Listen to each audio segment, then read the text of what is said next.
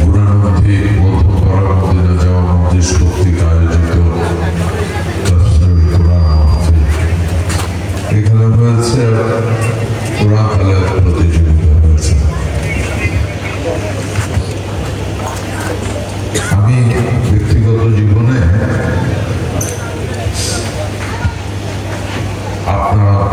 আপনাদের মধ্যে আমি একজন মুসলমান জন্মগতভাবে। ধর্মকে নিয়ে কথা বলতে হলে একমাত্র ধর্ম ইসলাম।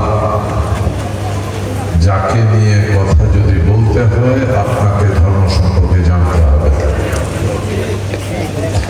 আক্কেল করে কথা বলার ধর্ম ইসলাম না। পৃথিবীর যে কোনো ধর্মের মধ্যে আক্কেল করে কথা বলা যায়, একমাত্র ইসলামে সেটা সম্ভব। কারণ ইসলাম ইহকাল এবং পরকালে সবকিছু পবিত্র করার তালাতে স্পষ্টভাবে বলা আছে। ভাই ভাইয়ের হিংসা থেকে শুরু করে, অন্যায়ের বিচার থেকে শুরু করে, রাষ্ট্র পরিচালনা থেকে শুরু করে, এক কথায় ইহকাল এবং পরকালে, ইহকালের সুখ সুন্দর, পরকালের হ্যাস, সবকিছু এই পবিত্র কোরআনে বলা আছে। সুতরাং এই এক ধর্মগ্রন্থ যেখানে আক্কেল করে কিছু বলার কোনো সুযোগ নাই। আমি ব্যক্তিগতভাবে ধর্মীয় শিক্ষায় শিক্ষিত নই। সুতরাং আমার কাজ আলেম ওলামারা যখন, মাওলানা সাহেবেরা যখন বক্তব্য রাখেন, যখন বক্তব্য রাখেন আমি শুনতে পারি, বলার ক্ষমতা আমার। তবে জীবনের কিছু কিছু সময় পরিস্থিতি এসে যায়, অনেক কিছু বলতে হয়। আমি যখন এখানে আপনাদের এখানে আসি তখন গাড়ির গ্লাস নামানো ছিল। আমি শুনছিলাম এর আগে যিনি মাওলানা সাহেব ছিলেন উনি বক্তব্য দিয়েছিলেন সঙ্গীত সম্পর্কে, গান বাজনা, ঢোল তবলা, সঙ্গীত পরিবেশন, নাচানাচি, এগুলি। এর আগে কি বলেছে আমি শুনিনি, শুধু এতটুকু আমি শুনেছি। যদি আমি ধর্মীয় জ্ঞানে জ্ঞানী নই, তারপরও আপনাদের কাছে আমার একটা প্রশ্ন। এখানে আমার সমবয়সী আছেন, আমার থেকে বয়সে কম আছেন, বেশি বয়সের আমি কাউকে এখানে দেখছি না। আমি জানি না ওই এক মুরব্বী, দুই তিন মুরব্বী আছেন এখানে, প্রাকৃতিকও আছে, পিছনেও আছেন, আলহামদুলিল্লাহ। আপনাদের বয়সে এই পর্যন্ত বহু গান আইছে এবং গেছে। ছোটকালে সামার গান দেখতে যাইতাম, আফম দুলালের গান শুনতে যাইতাম, রূপনের গান শুনতে যাইতাম। কেউ মুরব্বী, তাই না? এই পৃথিবীতে আপনি আমি বুঝ হওয়ার পরে বহু গান আসছে।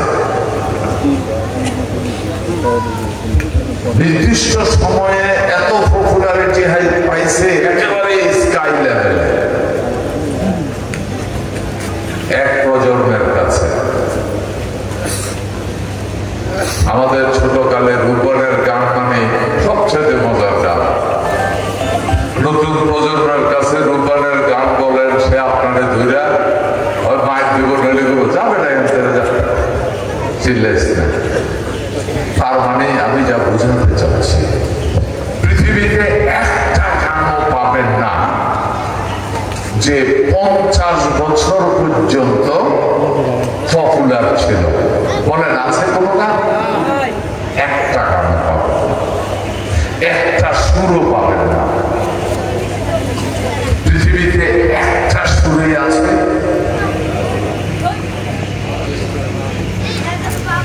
হাজারো বছর, হাজার হাজার এই পৃথিবীতে নাজিল হয়েছে, ওই সুর তখন থেকে অদ্যবধি পর্যন্ত ওই সুর কেউ বলে না খারাপ লাগে, সেটা হইল কোরআনের সুর, এছাড়া আর ওখান থেকে এক বাক্যে বলা যায় এটাই আল্লাহ রহমত, এটাই আল্লাহর সৃষ্টি সুর, যা অরুচি কোনো মানুষের মধ্যে কোনোদিন হতে পারে না। আজকে দেখেন এখানে সেই 1400-1500 বছর আগের কোরআন, এখনো এখানে প্রতিযোগিতা হয় কে কত সুন্দর করে পড়তে পারে, আর আমরা প্রতিযোগিতা করে পড়ি, মানুষ শুনে এবং শ্রেষ্ঠ পুরস্কার আমরা দিই। এই সুর ছিল, এই সুর আছে, এই সুর কিয়ামত পর্যন্ত। আমরা যারা মুসলমান হিসেবে নিজকে পরিচয় দিই, আমাদের সবচেয়ে বেশি প্রয়োজন নিজের জীবনে নিজকে সৎভাবে অন্যায় থেকে দূরে থাকা, ন্যায় বা সুন্দরের পক্ষে থাকা। আমার মনে হয় আমরা আসেন সবাই মিলে আজকে এই সুন্দর অনুষ্ঠানে, সুন্দর প্রোগ্রামে আমরা আল্লাহর কাছে, সৃষ্টিকর্তার কাছে প্রার্থনা করি যে আল্লাহ আমাদেরকে হক হালালি পথে চলার তৌফিক, হারাম আয় বা অন্যায় সবচেয়ে মজা, দ্রুততম সময় আনন্দ পাবে, কিন্তু এটা সমস্ত কোন অন্যায় আপনাকে দীর্ঘদিন ধরে আনন্দ দেবে না। ইতিহাস দেখেন, যারা দীর্ঘদিন ধরে অন্যায় করেছে, দীর্ঘদিন কত, এক যুগ,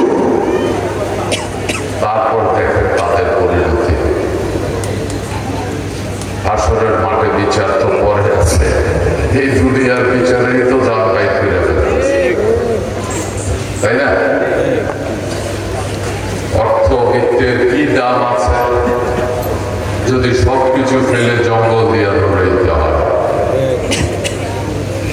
আসেন অখালালি জীবন যাপন করি, নিজে ঠিক হই, অন্যকে ঠিক হতে উৎসাহিত করি, নিজে সঠিক পথে চলি, অন্যকে সঠিক পথে চলতে উৎসাহিত করি,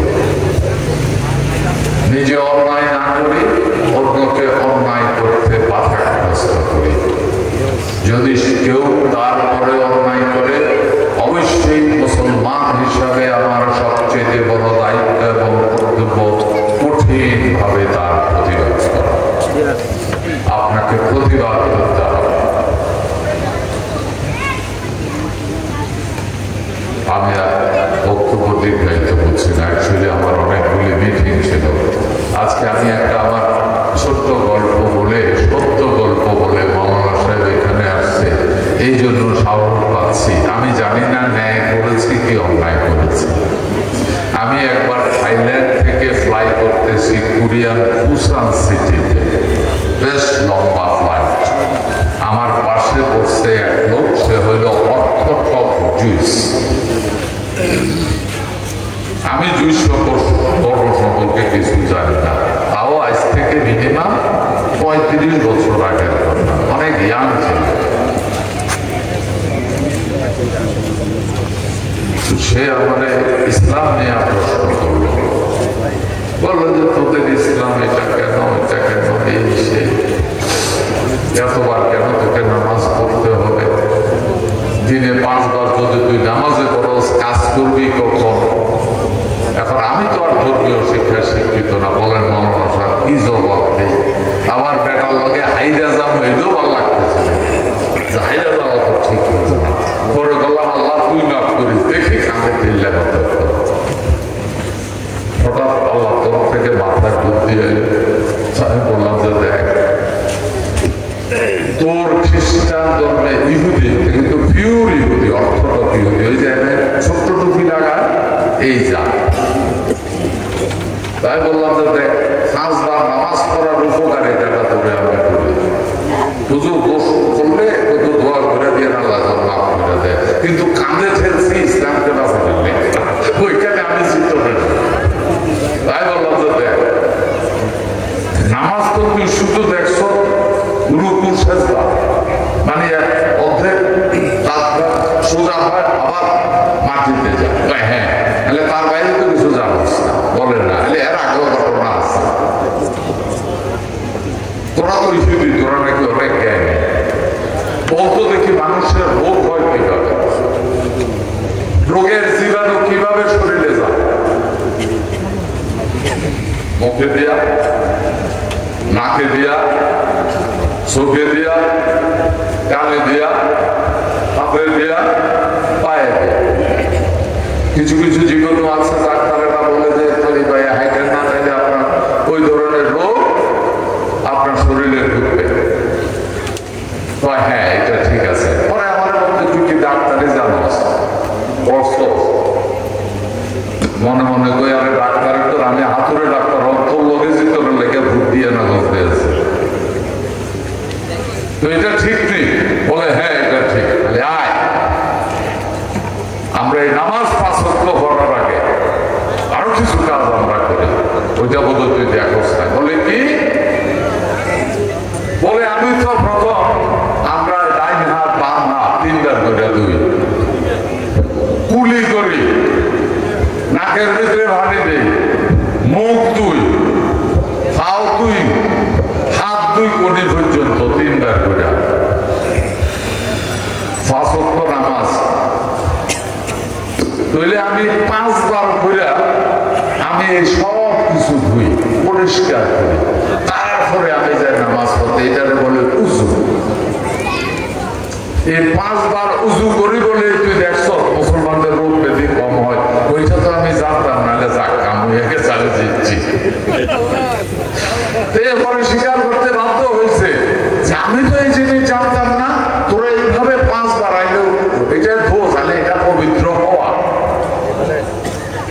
এইটা করা ছাড়া আমি নামাজে পড়তে পারবো না, এটা আগে আমাকে উঁচু করতে হবে।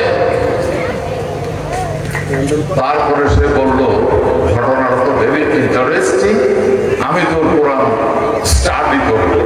মনে মনে কই তুই করস আর না করস, এই যাত্রা আমি পাচ্ছি, তোর লোকে জিতছি, এটা হইল বড় কথা। আসলে এই ধর্ম এখনো প্রমাণিত। পৃথিবীতে যত বিজ্ঞান জন্ম হয়েছে, যা কিছু জন্ম হয়েছে, এখন বিজ্ঞানীরা বলে হাজারো বছর, 1400-1500 বছর আগে যে কোরআন নাজিল হয়েছিল, এই কোরআনের মধ্যে তো এটা বলা ছিল। কারণ কোরআনে বলেছিল কেমন একদিন হবে, তার আগে মরুভূমিতে সবুজ হবে। মরুভূমিতে কিন্তু এখন বন্যা হয়, সিম্পটম আসতেছে।